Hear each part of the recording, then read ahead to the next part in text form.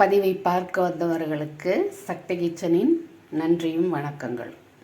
இன்றைக்கி என்ன பண்ண போகிறேன்னு பார்த்தீங்கன்னா இந்த முள்ளங்கி வச்சு ஒரு பக்கோடா,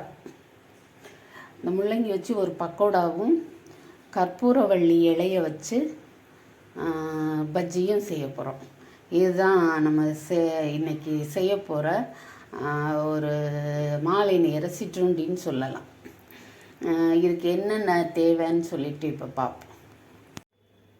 இந்த 5 கற்பூரவள்ளி இலையும் இந்த இருக்கு இல்லையா, துண்டு போட்டு வச்ச வட்டமாக நறுக்கி வச்ச முள்ளங்கியும் தான் இன்றைக்கி ஒரு ஸ்நாக்ஸ் ஆக போகுது. ஆனால் பார்த்தீங்கன்னா அந்த ஸ்நாக்ஸுங்கிற ஒரு டைமெல்லாம் ஓடி போச்சு. நமக்கு ஸ்நாக்ஸு ஒரு குறிப்பிட்ட டயத்தில் ஸ்நாக்ஸ், டீ அந்த மாதிரிலாம் பழக்கங்கள் கிடையாது. வீடியோக்காக தான் செய்கிறது. ஆனால் நான் சொல்லி இதை செய்யணும்னு ஏற்பாடு பண்ணியே இப்போ மணி கிட்டத்தட்ட 7 மணி ஆக போகுது. 7 மணி ஆக போகுது. அதாவது ராத்திரி 7 மணி ஆக போகுது.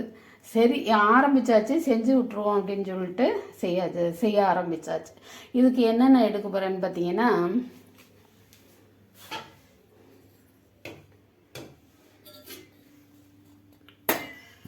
இருக்குது பார்த்தீங்களா, இந்த கிண்ணத்தில் வெறும் தண்ணி தான் வச்சுருக்கேன். இதில் கொஞ்சம் போல் உப்பு போட்டுக்கிறேன். உப்பு போட்டுட்டு கொஞ்சமாக பெருங்காயத்தூள் இருக்கான்னு இல்லை, கட்டியாக போயிட்டுருக்கு, என்னன்னு தெரியல. கொஞ்சமாக, ஏன்னா செய்கிறதே கொஞ்சம்தான், அவ்வளோண்டு பெருங்காயத்தூள், அவ்வளோதான். எனக்கே ஒரு சுவாரஸ்யம் இல்லாமல் நான் செய்கிறேன். என்னன்னா டைம் ஆகிப்போச்சு. ஒரு கரண்டி கடலை மாவு போட்டிருக்கேன். இந்த குழிக்கரண்டின்னு சொல்லுவாங்கள்ல, சின்ன குழிக்கரண்டி, சட்னிக்கெல்லாம் யூஸ் பண்ணுவோம்ல, அந்த குழிக்கரண்டியில் ஒரு குழிக்கரண்டி மாவு போட்டிருக்கேன். கடலை மாவு போட்டிருக்கேன். ஒன்றும் சரியில்லைன்னு நினைக்கிறேன். கடலை மாவு போட்டிருக்கேன். ஒரு கரண்டியே ஜாஸ்தின்னு நினைக்கிறேன். அதுக்குள்ள ஒரு கரண்டி கடலை மாவுக்கு ஒரு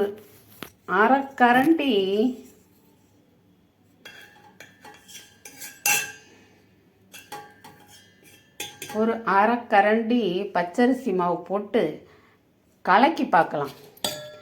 அது அந்த ஒரு இலையில் அது ஒட்டுற மாதிரியான ஒரு பக்குவத்தில் இருந்துச்சுனாக்கா நம்ம இதே நிப்பாட்டிக்கலாம். இல்லைன்னாக்கா இன்னும் கொஞ்சம் மாவு போட்டாகணும். ஏன்னு கேட்டிங்கன்னா தண்ணி முதல்லையே ஊற்றி வச்சிட்டேன் பாருங்க. இன்றைக்கி ஏனோ தானோ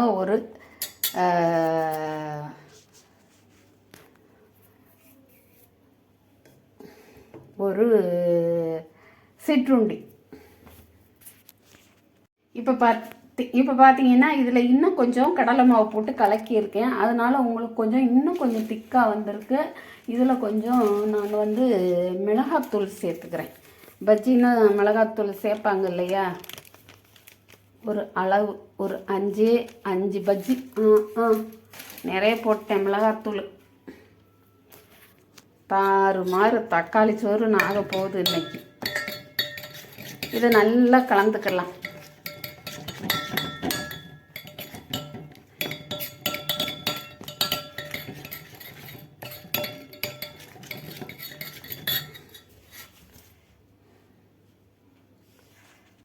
இப்போ இதை நம்ம அந்த இலையை இந்த இலை பஜ்ஜி போடுறதுக்கான கலவையை எடுத்து வச்சுட்டு, இந்த முள்ளங்கி இருக்கு இல்லையா, அதை சிப்ஸு தானா, பக்கோடாவுக்கு தகுந்த மாதிரி நம்ம இப்படி கட் பண்ணிக்கலாம்.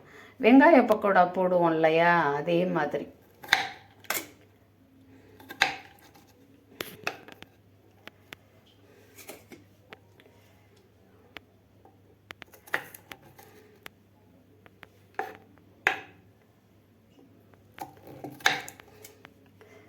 ரொம்ப கஷ்டங்க. ஒரு கையில் இது பிடிச்சிக்கிட்டு மொபைல் பிடிச்சிக்கிட்டு நம்ம இது பண்ணுறது. அதுக்காக தான் நான் சமையலையே விரும்புகிறதில்ல.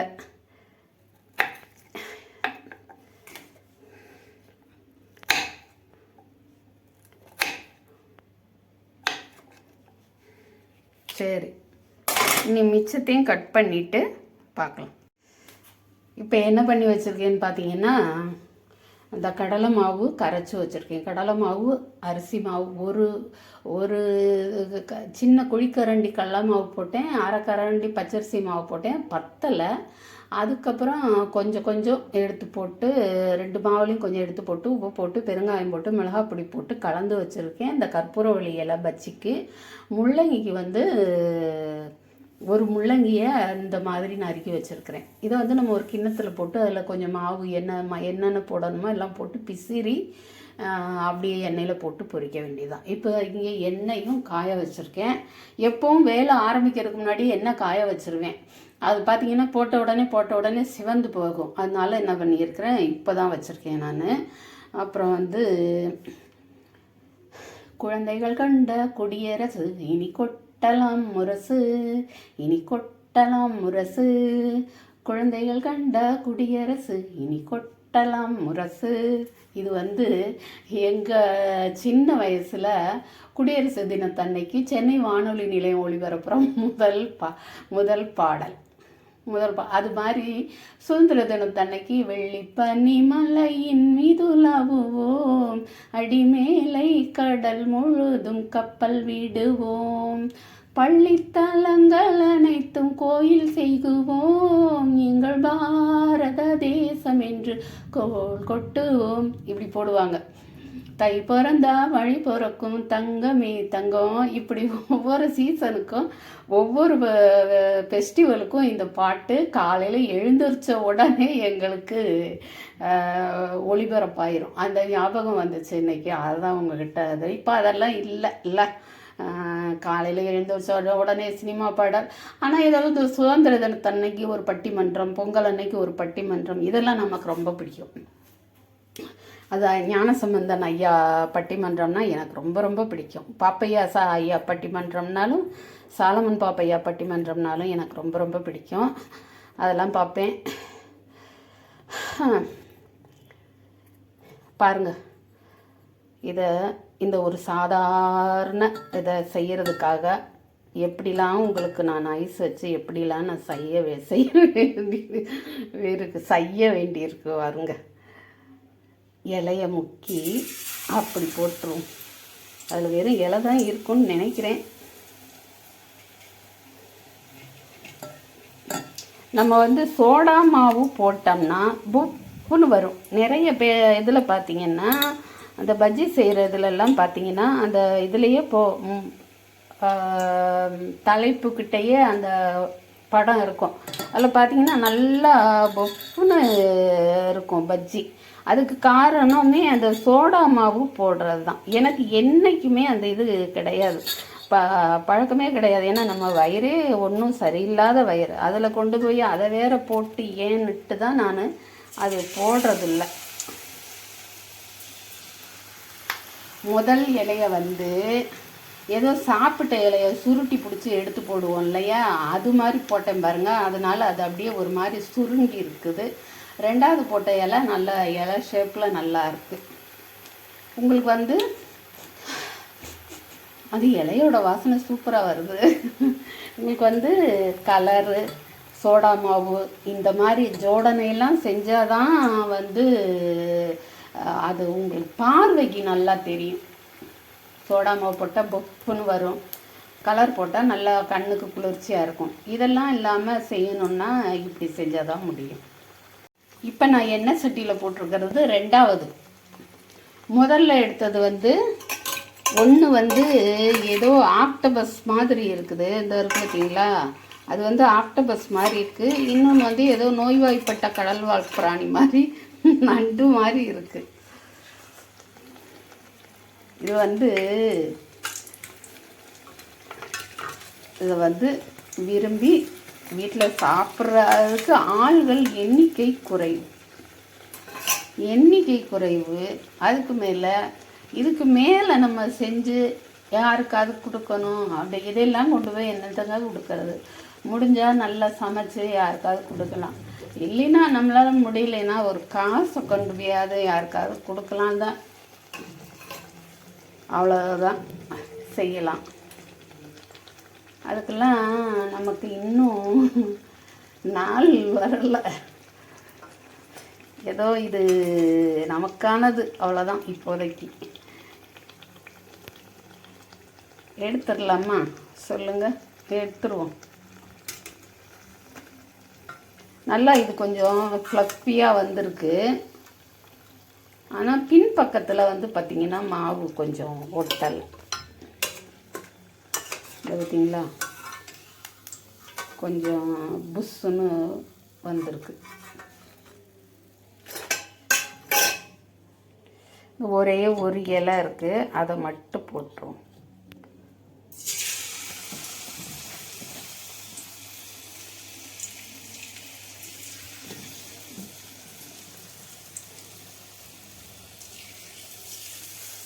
உங்களுடைய குடியரசு தின அனுபவங்கள்லாம் உங்களுக்கு ஞாபகம் இருக்கா?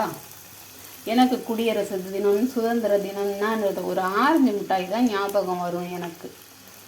அது போய் க்யூவில் நின்று கொடி ஆசிரியர், தலைமை ஆசிரியர் கொடி ஏற்றின உடனே எல்லாருமா சேர்ந்து ஒரு சல்யூட் பண்ணிவிட்டு வரிசையில் நின்று ஆரஞ்சு மிட்டாய் வாங்கிட்டு வருவோம். அதுதான் ஞாபகம் இருக்குது எனக்கு. இதில் பார்த்தீங்களா அந்த பின்பக்கம் இப்போ ஆமை மாதிரி இருக்கு இல்லையா? ஏதோ ஒரு சைவ சிற்றுண்டி செய்கிறேன்னு நான் வந்து கடல் வாழ் உயிரினங்களெல்லாம் கண்டுபிடிச்சிக்கிட்டு இருக்கிறேன். அது கவுத்தி போட்ட ஆமை மாதிரியே இருக்குது. ஏன்னா அந்த இலையில மாவு பேக் சைடில் ஒட்ட மாட்டேங்குது.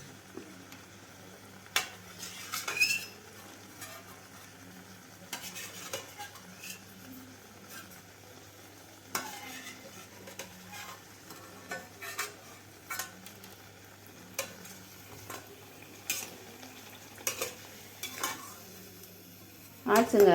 இந்த 5 இலை கருவேப்பிலை இலையை வச்சு ஒரு பஜ்ஜி செஞ்சு முடிச்சிட்டேன். இனிமேல் என்ன பண்ண போகிறேன், அதே கிண்ணத்தில் இந்த முள்ளங்கியை அள்ளி போட்டு இதில் கொஞ்சமாக பச்சரிசி மாவு போட்டு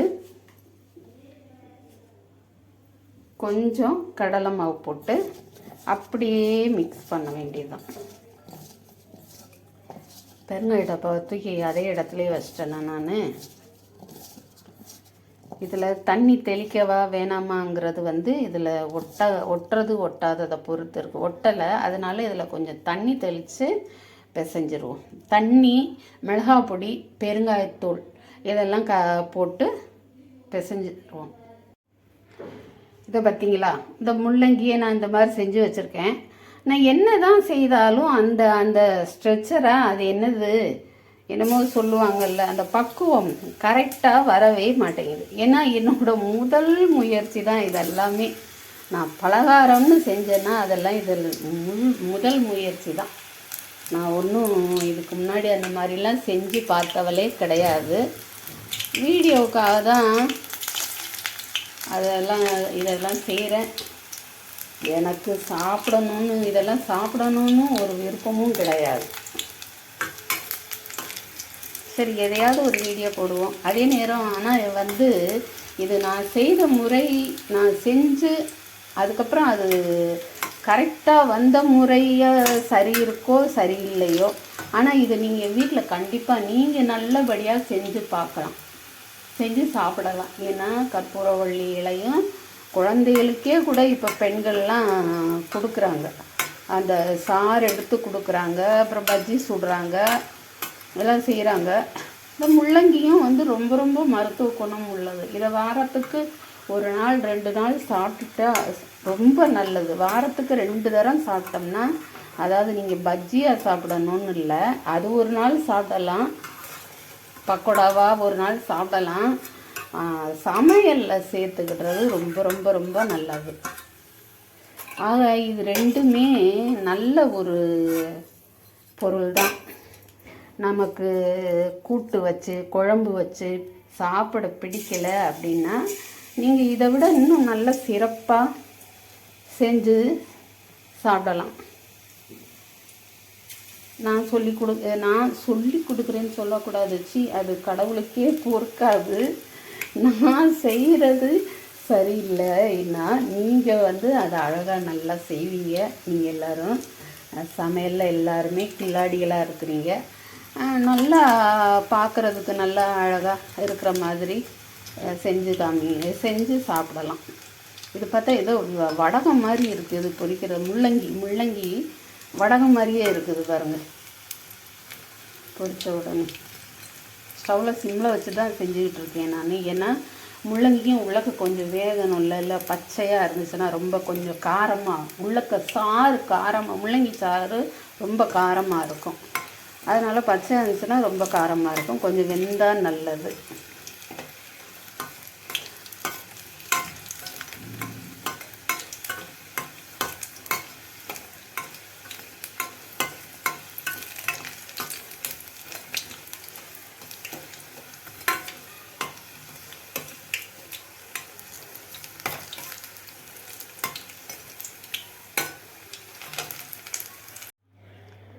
அவ்வளோதாங்க, செஞ்சு முடிச்சிட்டேன்.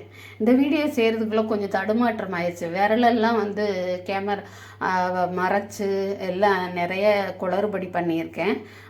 இது மொத்தத்துலேயே இதுக்கு ஒரு லைக் போடுங்கன்னு கேட்கவே எனக்கு மனசாட்சி இடம் கொடுக்கல. ஆனால் நான் செஞ்ச அளவுகளும் நான் நல்லா செஞ்சனோ செய்யலையோங்கிறதையும் மீறி இது ஒரு நல்ல பொருள், நல்ல உடலுக்கு ஒரு நோய்க்கு மருந்தான பொருள். ஜலதோஷம், சளி, நெஞ்சு சளிக்கெல்லாம் கற்பூரவள்ளி நல்லது. முள்ளங்கியும் கூட ஜலதோஷத்துக்கு நல்லதுன்னு சொல்லுவாங்க. அப்புறம் இந்த கல்லை கரைக்கிறதுக்கு, சிறுநீரக கற்களை கரைக்கிறதுக்கு உதவக்கூடியதுன்னு சொல்லுவாங்க. அதனால தான் நான் இது செஞ்சேன். இல்லைன்னா இப்போனா நான் வாழைக்காய் பஜ்ஜி செஞ்சு காமிச்சிருப்பேன். அதுவாது தப்பிச்சு போகட்டும். சரியா? நம்மளோட அந்த ஆள்காட்டி விரலை ஒருத்தரை குற்றம் சொல்கிறதுக்கு நீட்டணும்னா மற்ற 4 விரல்களும் நம்மளை பார்த்துக்கிட்டு இருக்கோம் அப்படின்னு சொல்லுவாங்க இல்லையா? ஆனால் நீங்கள் எனக்காக ஒரு சப்ஸ்கிரைப் பண்ணுறதுக்கோ லைக் பண்ணுறதுக்கோ அந்த ஆள்காட்டி விரலை யூஸ் பண்ணிங்கன்னா அது மற்ற 4 விரல்களும் உங்களுக்கு ஒரு புண்ணியத்தை தான் தேடித்தரும். எவ்வளோ பெரிய வார்த்தை, தேடித்தரும். அதனால் நீங்கள் தயங்காமல் இதுக்கு ஒரு லைக்கும் சப்ஸ்கிரைபும் போடலாம். கண்டிப்பாக லைக் போடுங்க. புதுசாக வந்தவங்க சப்ஸ்கிரைப் பண்ணி பாருங்கள். ஏதோ இது முருகனோட வேல் மாதிரி இருக்குது. சாப்பிட்டு பார்க்குறேன்.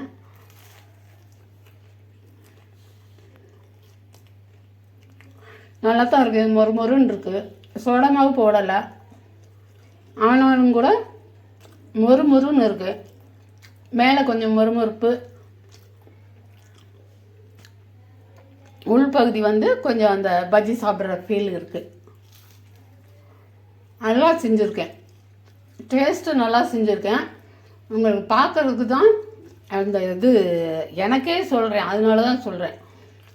மாவு ஃபுல்லாக கோட்டாகலை. அப்புறம் கலர் இல்லை. அந்த 2 தான். மற்றபடி எல்லாம் நல்லாயிருக்கும். உப்பு நல்லாயிருக்கு, உரப்பு இல்லை. அதை விட அந்த கற்பூரவள்ளி இலையை நான் பச்சையாகவே சாப்பிட்ருக்கேன். உரைக்கும். இதில் உரைக்கவே இல்லை, உரைக்கலை. மிளகா பொடி கூட போட்டேன்ல, உரைக்கலைன்னா காரமாக இல்லைன்னு அர்த்தம். சில ஏரியாக்களில் உரைப்புன்னா சொல்ல மாட்டாங்க.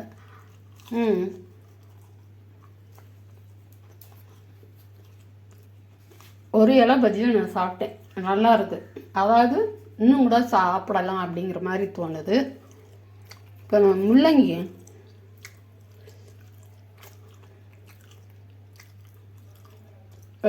முன்னாடிலாம் கடையில் கிடைக்கும்.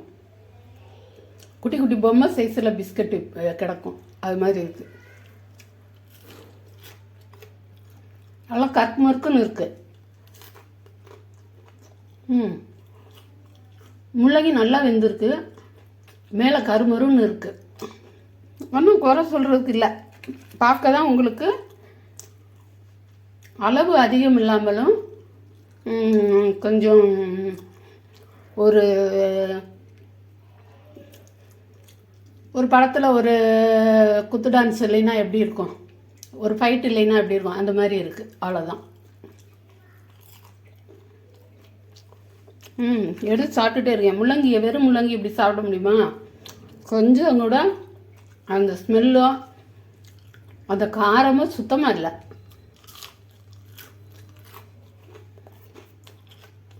முடிச்சிருவேன் போல இருக்குது. என் பையனுக்கு 2 வைப்போம். நீங்களும் வாங்க, சாப்பிட்லாம். வந்து சாப்பிட்டு ஒரு சப்ஸ்கிரைப் பண்ணிவிட்டு லைக் பண்ணிவிட்டு ஹாயாக போயிட்டு வாங்க புதுசாக வந்தவங்க.